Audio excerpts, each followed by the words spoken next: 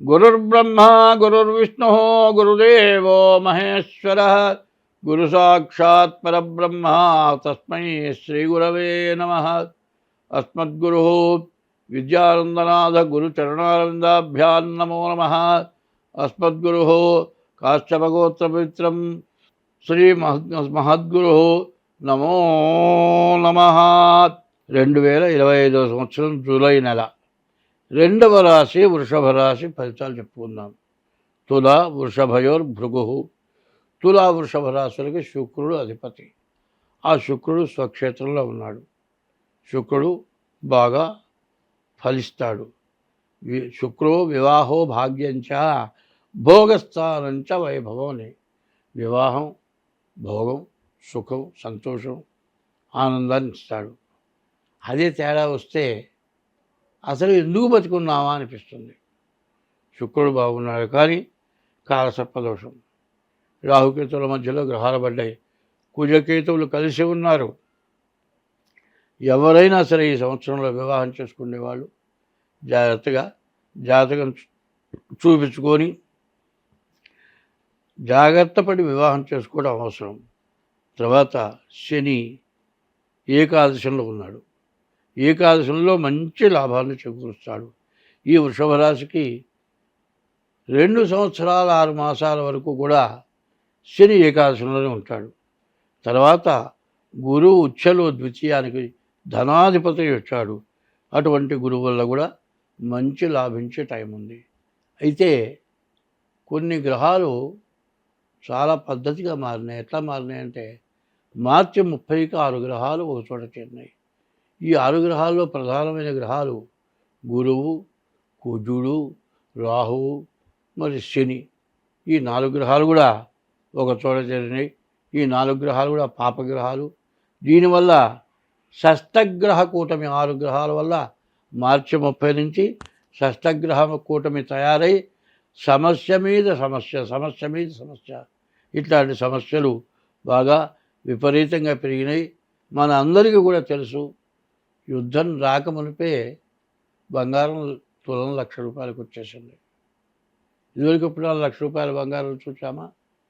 ఇటువంటివన్నీ కూడా పెరగటానికి కారణం ఏంటంటే కొన్ని అనర్థమైనటువంటివి.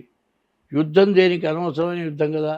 ఉగ్రవాదుల్ని పోషించి ఉగ్రవాదుల్ని మన దేశం మీదకి ఎగ్గొలిపి ప్రతి పేటలో ఉగ్రవాదులు లేనటువంటి స్థలం లేదు అని వాళ్ళే చెప్తున్నారు. ఈ ఉగ్రవాదులు ఏం చేస్తారు? బాగా జనం తిరిగే చోట చూసి ఓ బాంబు పెట్టడం, కొన్ని వందల మందిని చంపటం. దానివల్ల వాళ్ళకి ఆనందం ఏమిటంటే వాళ్ళు గొప్ప ఘనకార్యం చేసినట్టుగా ఆలోచిస్తారు. 10 మందిని రక్షించడమా, 10 మందిని భక్షించడమా, ఏది మంచి పని అనేది వాళ్ళు ఆలోచిస్తే ఇట్లాంటి పనులు చేయడం. దీనివల్ల చాలా నష్టపడుతున్నాం. దీనికి మార్గం మనం ఆలోచించుకోవాలి. ఈ మార్గం ఆలోచించాలంటే మీ గ్రహస్థితి ఎట్లా ఉందో చూసుకోవాలి. గ్రహస్థితి ద్వారా దైవం అనేవాడు ఉన్నాడు. ఆ దైవాన్ని ఎప్పుడు పూజించాలి, ఎవరి ఇష్ట దైవాన్ని వాళ్ళు పూజించాలి.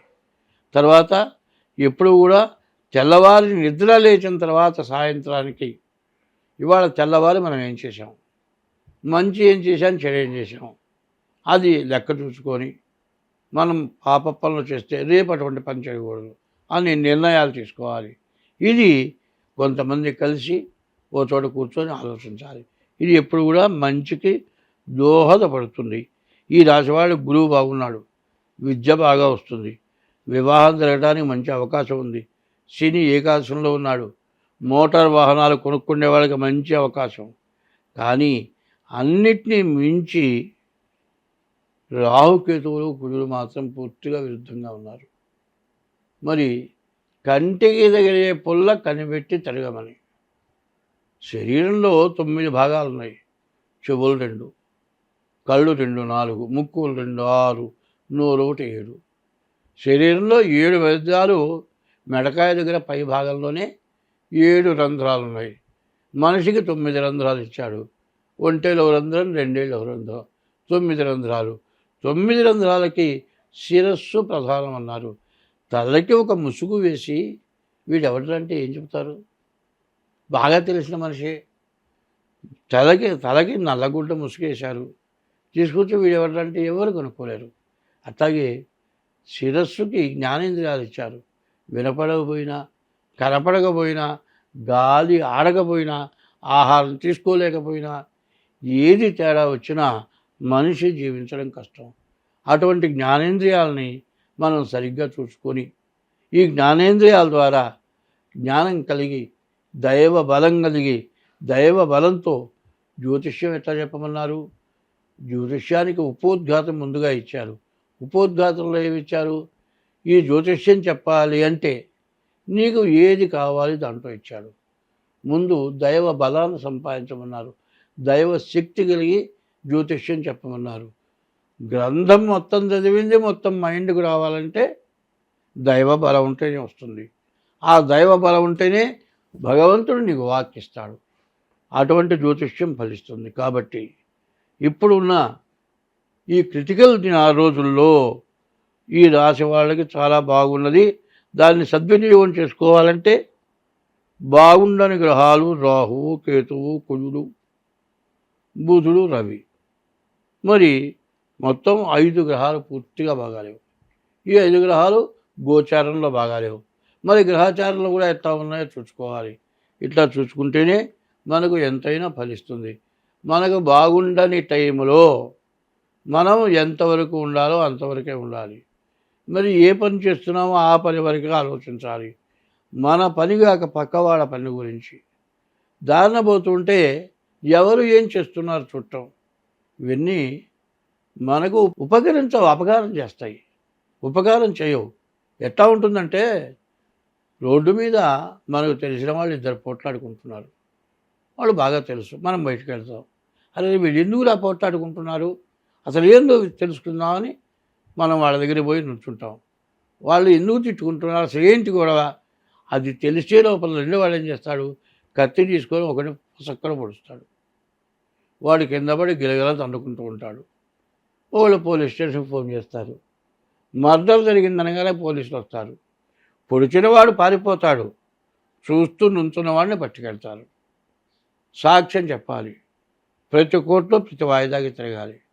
ఇటువంటిది నీవు చేసేటువంటి పొరపాటు వల్లే నీకు ఇట్లాంటి సమస్యలు వస్తాయి. మనకు గ్రహస్థితి బాగుండనప్పుడు మన పని వరకు మనం చేసుకోవాలి. ఇతరుల వ్యవహారాలు మనకొద్దు. ఏదైనా చేతనైతే వాళ్ళు వచ్చి అడిగితే మన చేతైన మంచి సహాయం చేయటం, లేకపోతే మన చేత కాదు దండం పెట్టడం. ఇట్లా ఎంత జాగ్రత్తగా ఉంటే అంత మంచిది. ఇప్పుడు జరుగుతున్నది ఏంది, భారతదేశం బాగా పైకి వచ్చింది. భారతదేశాన్ని మించినటువంటి దేశం ఇంకోటి లేకుండా పైకి వస్తుంది. కాబట్టి మిగతా దేశాలు అందరూ కలిసి, చిన్న చిన్న దేశాలందరూ కలిసి, పెద్ద దేశాల సపోర్టు తోటి భారతదేశాన్ని నాశనం చేయాలనుకుంటున్నారు. అదే స్వభావాలు మనలో కూడా కలుగుతున్నాయి. ఆ స్వభావాలని నశింపచేయాలి. దైవ బలాన్ని సంపాదించాలి. దైవ బలం ద్వారా బాగుపడాలి. అయితే మీకు 3 గ్రహాలు బాగున్నాయి, 5 గ్రహాలు బాగాలేవు. మీ డేట్ ఆఫ్ బర్త్ ద్వారా మీ జాతకం చూపించుకొని మీకు ఎట్లా అయితే బాగుంటుందో దాని ద్వారా జ్యోతిష్యం చెప్పేదాని ద్వారా దానికి తగిన ఉపశమనం చేయించుకొని మీరు బాగుపడండి. స్వస్తి.